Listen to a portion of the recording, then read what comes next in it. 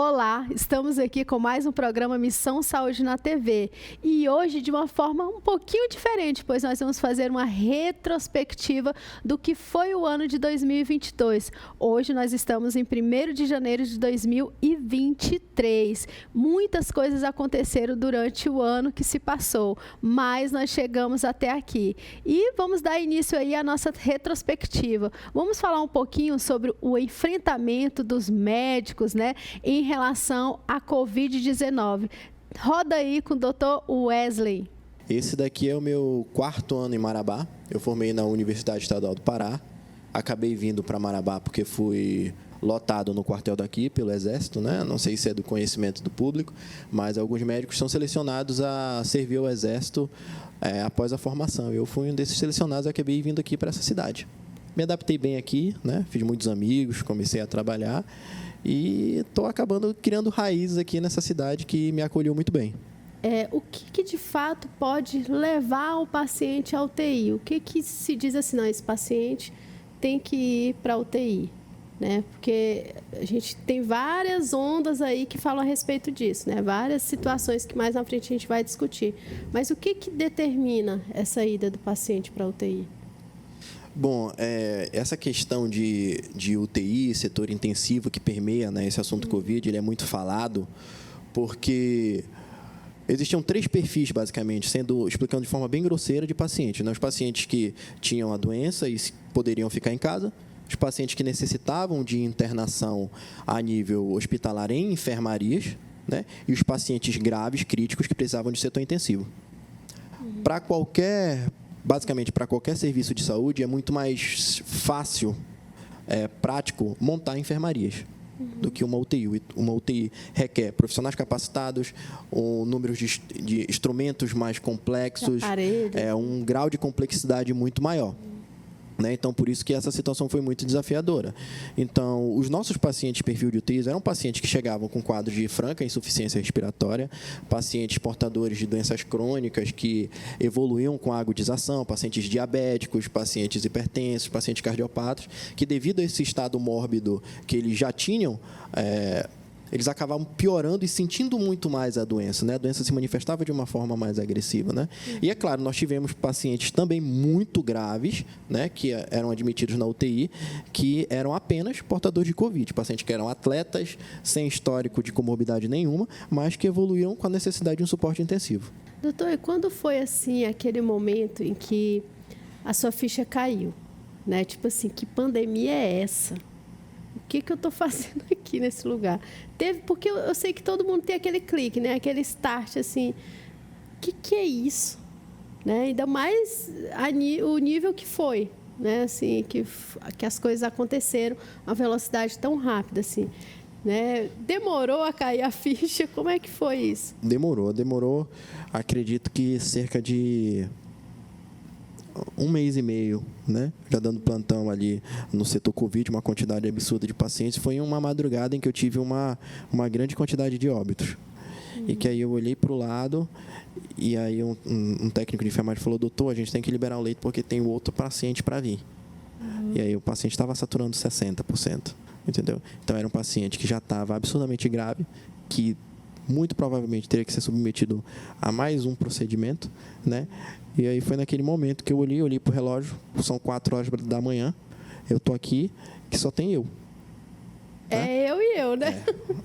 E aí realmente foi nesse momento que eu falei, caramba, tem que correr atrás, tem que dar o melhor, porque é a gente, não tem jeito, né? A gente que trabalhou ali na linha de frente foi bem difícil, Porque se o paciente ele não tiver segurança no profissional que está ali, aí você já quebra, né? Um laço, já quebra o vínculo, já quebra tudo, né? Exatamente. É obrigação do médico se fazer entender. Né? A gente não pode simplesmente jogar uma informação para o paciente e esperar que ele aceite aquilo de bom grado, que ele adote aquela afirmação para a realidade dele. A gente precisa convencer que aquela informação é importante, que aquela informação é usual e que vai ter validade para a vida dele adotar aquilo ali.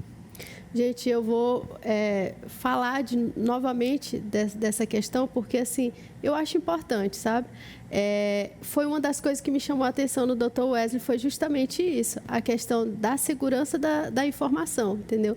Porque quando meu filho estava lá, todo mundo sabe que o Marcos também participa do programa, é médico, casava as informações, entendeu? Assim, como que é isso? Assim, as informações batiam, entendeu? Então, isso é muito bacana. E ver o Dr. Wesley ali motivado em descobrir as causas, em estar fazendo mais do que era o papel dele, assim, para mim, eu fico muito feliz. Porque quando você vê profissionais que não fazem o mais do mesmo, ou profissionais que você vê que não são paralisados, né, ali, só com aquela função específica, né, eu fico assim maravilhada, fico agradecida a Deus por ainda existir pessoas, profissionais que se preocupam de fato assim em dar o seu melhor, em atender da melhor maneira possível. Então, não posso deixar de falar isso aqui, viu, doutor? Tá? Vai me deixar sem jeito aqui na frente das câmeras. Viram aí como foi muito importante a gente entender um pouquinho sobre esse enfrentamento em que a equipe médica teve aí em relação à Covid? Muito bacana, né? E agora eu queria falar um pouquinho aí de um tema que foi extremamente importante, que nós recebemos muito feedback, que foi do trauma ocular com o Dr. Avelino. Roda o VT. Como é bom estar aqui. Toda vez que eu venho, uma enxurrada de pessoas mandando mensagens, falando, nossa, que legal você lá esclarecendo as dúvidas sobre oftalmologia, né? E agradecer aí aos telespectadores pelas mensagens de carinho sempre, tá? É um prazer estar aqui tirando todas as dúvidas na oftalmologia. Doutor, quais são os principais tipos de trauma, né, assim, que tem? Eu sei que não dá para falar de todos, mas quais são os principais? Só para a gente já ter esse alerta. O senhor já falou um pouquinho sobre alguns ambientes, né, que podem acontecer, mas fala para a gente um pouquinho dos tipos, né, de trauma. Os traumas, eles geralmente são divididos em torno de 5 e 6 tipos. Nós temos os traumas que é com corpo estranho na superfície ocular, temos o, né, que a gente observa aí, que a maioria das vezes é causado por alguma limalha de ferro, né? O paciente, às vezes, no momento nem sente, mas depois de 1, 2 dias, o paciente começa a queixar de lacrimejamento, dor. O embaçamento visual acontece geralmente só se acometer a parte central do olho. Nós temos o trauma contuso, né, que geralmente é provocado por alguma pancada no olho em alta velocidade. É muito comum nos esportes, tá? No futebol, no basquete, em que, às vezes, é questão de cotovelada, né, no olho. E é um trauma que, às vezes, o paciente, se ele não tem uma perda de visão naquele momento, né, nós observamos aí, ó, um olho teve um trauma e as estruturas internas provocou um sangramento dentro dele, né? Isso aí já é um sintoma, um sinal mais agudo. Mas é importante a população ficar alerta que, principalmente em jovens, esse paciente tem que ser observado pelo menos em torno de 15 a 30 dias, porque às vezes as lesões não acontecem, as consequências não acontecem no primeiro momento, mas depois de 15 a 20 dias, vem acontecer um descolamento de retina, desenvolver uma catarata, tá, traumática, né? Nós temos os traumas penetrantes, né, que é a perfuração ocular, que geralmente, olha aí, nós temos aí um caso aí de um anzol perfurando o olho. Às vezes as pessoas nem acreditam, né, doutor, que certos tipos de situações podem acontecer, né? Por exemplo, essa dali mesmo, essa imagem, né, Albert, que uma agulha de anzol, né? Isso aí foi um anzol. Já pensou? Um paciente. E acontece, né, muito que a pessoa vai jogar para trás ali e volta, né? Muito, geralmente acontece, o anzol, ele acontece que quando ele engarrancha, né, lá no fundo, e o paciente a pessoa vai tentar tirar, né?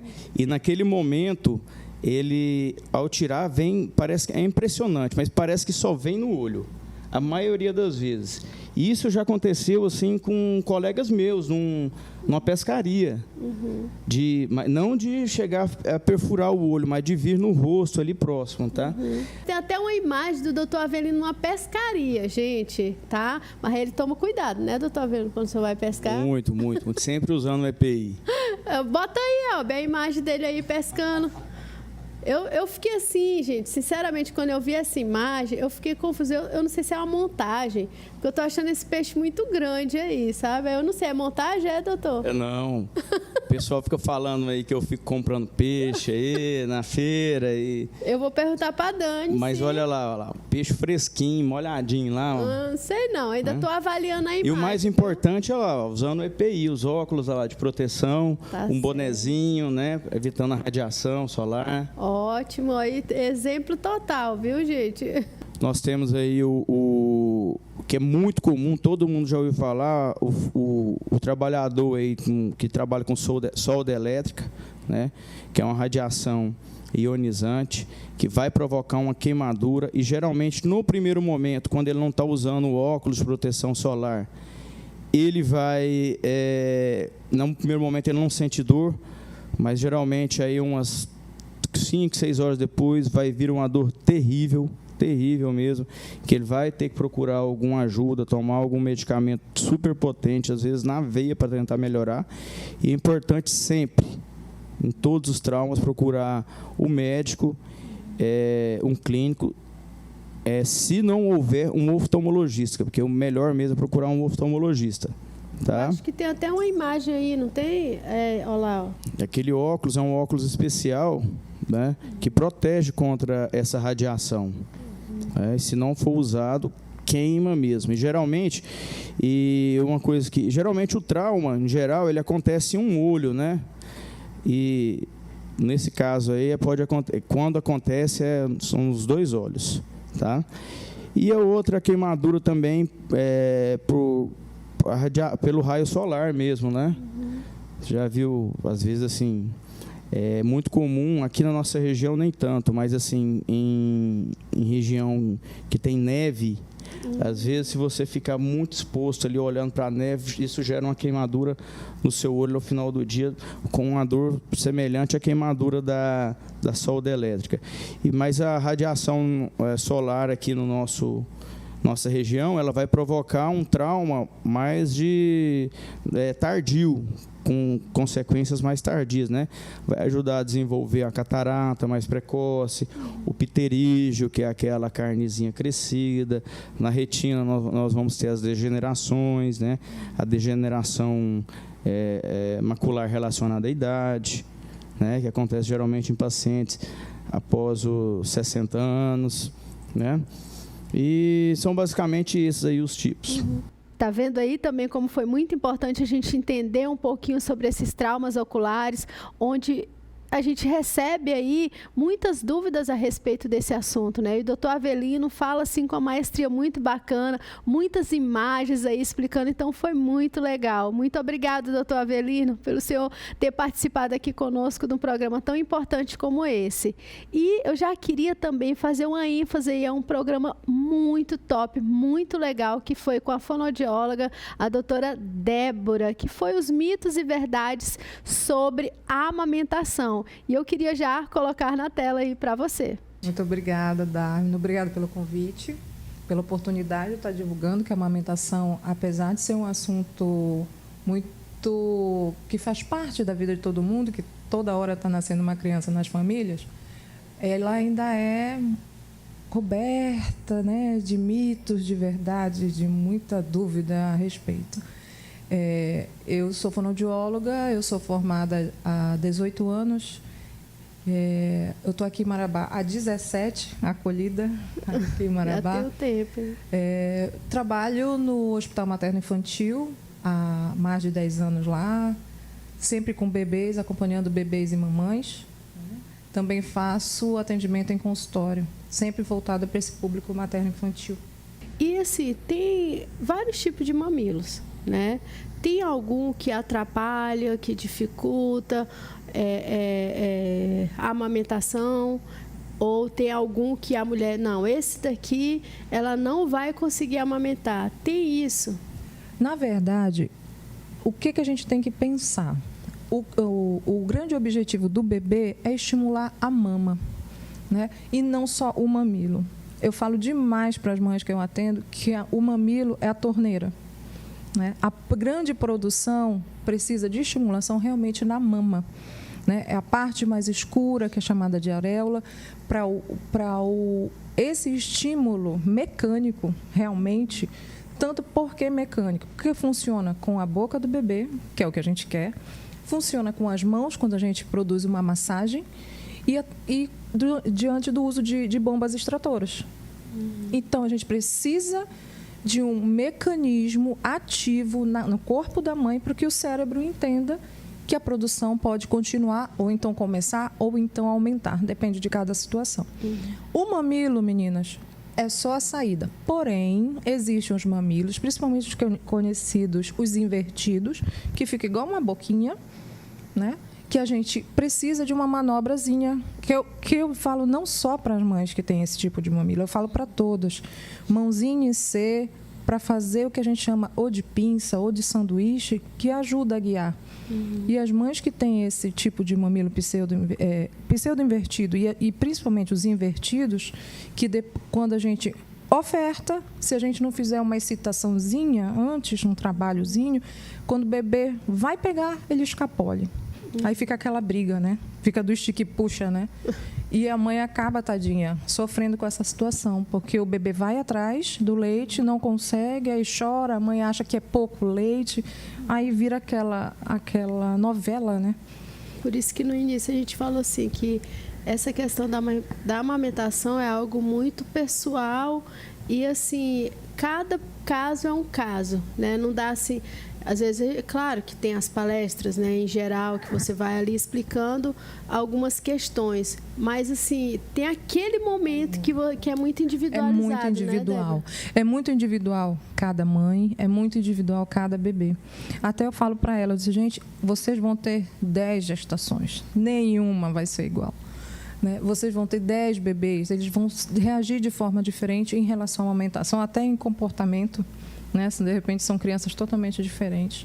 E cada dupla que a gente atende tem que ter um olhar individualizado mesmo. Débora, e a chupeta e a mamadeira podem atrapalhar na pega do bebê?